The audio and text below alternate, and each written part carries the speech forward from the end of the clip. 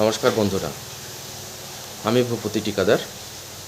আজ আমি আলোচনা করব সংস্কৃত ছন্দশাস্ত্র। আজকের আলোচনাটা অত্যন্ত গুরুত্বপূর্ণ তাদের জন্য যে সমস্ত ছাত্রছাত্রী ভাই বোনেরা ছন্দশাস্ত্র নিয়ে অত্যন্ত দুশ্চিন্তায় ভোগেন। আজকে ভিডিওটা তাদের জন্য। আচার্য গঙ্গা দাস ছন্দশাস্ত্র রচনা করেছিলেন, কিন্তু ছন্দশাস্ত্র রচনার সময় তিনি কিছু নিয়মধারার উপরে সংস্কৃত ছন্দশাস্ত্রটাকে দাঁড় করিয়েছিলেন। কিন্তু সংস্কৃত ছন্দশাস্ত্র খুব বুঝতে গেলে বা জানতে গেলে আমাদের কতগুলো বিষয়ের প্রাথমিক ধারণা নিয়ে নেওয়া প্রয়োজন। যেমন ছন্দ কাকে বলে। অ্যাকচুয়ালি এই ছন্দ শব্দটি আক্ষরিক অর্থ হচ্ছে আনন্দ। সেখানে বলা হয়েছে চন্দয়তি আহ্লাদয়তি ইতি ছন্দ, ছন্দ হ্রদেশং চ, অর্থাৎ আনন্দ উৎপন্ন করে যা তাকেই ছন্দ বলে। এই ছন্দের যে নিয়মক আছেন, চন্দয়তি আহ্লাদয়তি ইতি ছন্দ, অর্থাৎ আনন্দ উৎপাদন করে যে তাকেই ছন্দ বলে। এবং এই ছন্দ কোথায় দেখা যাবে না কোথায় হবে না, ছন্দবদ্ধ পদং পদ্যম, অর্থাৎ ছন্দ নির্দিষ্ট অক্ষর মাত্রা দ্বারা বৃদ্ধ পদ সমষ্টিকে কী বলবো আমরা, পদ্য বলবো। এখানে একটি কথা আমাদের একটু বলতেই হয় যে ছন্দ আমরা কোথায় দেখব না, পদ্যে আমরা ছন্দ দেখব। কারণ পদ্য তাকেই বলছি, সেখানেই তাকেই আমরা পদ্য বলবো যেখানে বলা হয়েছে ছন্দবদ্ধ পদং পদ্যম, অর্থাৎ ছন্দ দ্বারা নির্দিষ্ট অক্ষর বা মাত্রা দ্বারা বদ্ধ পদ সমষ্টিকে পদ্য বলে। এই পদ্য সম্পর্কে আমাদের একটা প্রাথমিক ধারণা থাকা দরকার।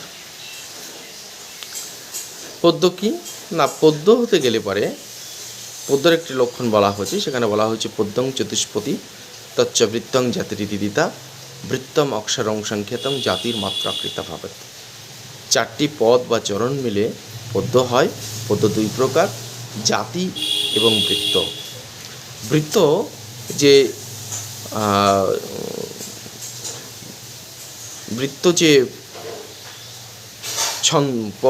পদ্য আর কি, সেই বৃত্ত পদ্যটি হচ্ছে মাত্রা দ্বারা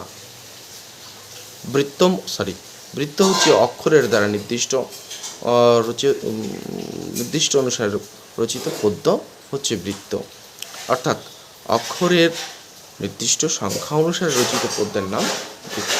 এবং মাত্রা হচ্ছে, জাতি হচ্ছে মাত্রার সংখ্যা অনুসারে রচিত পদ্যের নাম মাতৃ। আমি আবার বলছি, পদ্যং চতুষ্পতি তচ্চ বৃত্তং জাতিরিতি দ্বিধা বৃত্তম অক্ষরং সংখ্যাতং জাতির মাত্রা কৃতা ভবেৎ। 4টি পাদ বা চরণ মিলে একটি পদ্য হয়। এই পদ্য 2 প্রকার। 1 নম্বর হচ্ছে বৃত্ত এবং জাতি।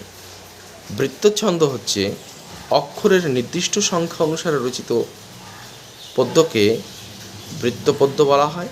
এবং জাতি পদ্য কাকে বলে, মাত্রার সংখ্যা অনুসারে রচিত পদ্যকে জাতি পদ্য বলা হয়। এর মধ্যে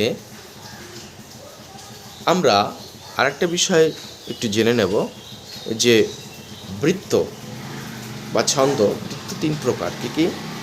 সমবৃত্ত, অর্ধ সমবৃত্ত এবং বিষমবৃত্ত। সমবৃত্ত কাকে বলছি, যে পদ্যের 4টি চরণে সমান অক্ষর এবং গণ থাকবে তাকে সমবৃত্ত বলছি। অর্ধ সমবৃত্ত কাকে বলছি, যে পদ্যের প্রথম, দ্বিতীয় এবং তৃতীয় চতুর্থ, অথবা প্রথম, তৃতীয় এবং দ্বিতীয় চতুর্থ চরণের অক্ষর সংখ্যা এবং গণসজ্জা সমান, তাকে অর্ধ সমবৃত্ত বলছি। এবং বিষমবৃত্ত কাকে বলছি, যে ছন্দের প্রতি চরণে ভিন্ন ভিন্ন অক্ষর সংখ্যা এবং ভিন্ন ভিন্ন গণ দেখা যায়, তাকে আমরা বিষমবৃত্ত বলছি। তাহলে বৃত্ত আমরা ব্যাপারটা বুঝতে পারলাম যে এই 4টি চরণ যেখানে থাকবে তাকে আমরা বৃত্ত বলবো। কিন্তু বৃত্তের মধ্যে 3 প্রকার ভাগ করা হয়েছে। একটি হচ্ছে সমবৃত্ত, একটি হচ্ছে অর্ধ সমবৃত্ত, একটি হচ্ছে বিষমবৃত্ত। সমবৃত্ত হচ্ছে যে শ্লোকের 4টি লাইনের সমান অক্ষর এবং গণ থাকবে তাকে আমরা সমবৃত্ত বলছি। অর্ধ সমবৃত্ত কাকে বলছি? যে শ্লোকের প্রতি চরণে যে শ্লোকের প্রথম এবং দ্বিতীয় এবং তৃতীয় ও চতুর্থ চরণের গণসজ্জা এবং অক্ষর সমান তাকে অর্ধ সমবৃত্ত বলছি। এবং বিষমবৃত্ত বলছি কাকে? যে শ্লোকের কোনো চরণেই অক্ষর সংখ্যা বা গণসজ্জার সমান নয় তাকে আমরা বিষমবৃত্ত বলছি। আচার্য গঙ্গাদাস তার ছন্দমঞ্জরি গ্রন্থে সর্বত্রই প্রায় সমবৃত্ত ছন্দের আলোচনা করেছেন এবং আমরা দেখব যতগুলো সূত্র আমরা পড়ব প্রায় প্রত্যেকটা সূত্রেই আমরা সমবৃত্ত ছন্দ নিয়েই আমরা আলোচনা করব। এখন প্রশ্ন হলো যে ছন্দ যখন আমরা পড়ছি তখন কতগুলো বিষয় আমাদের একটু গুরুত্ব নিয়ে দেখা উচিত।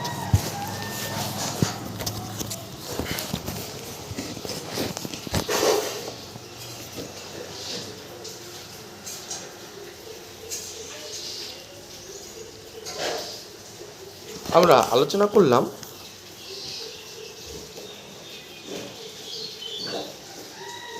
বৃত্ত নিয়ে, কিন্তু বৃত্ত আলোচনা করতে গিয়ে আমরা একটি শব্দ বলেছি, সেটা হচ্ছে গণ। অক্ষর সংখ্যা তো আমরা বুঝতে পারলাম, কিন্তু গণটা কী জিনিস? সংস্কৃত ছন্দশাস্ত্রে আচার্য গঙ্গাদাস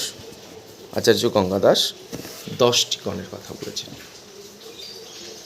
এবং 10টি গণের আলাদা আলাদা লক্ষণও তিনি করেছেন।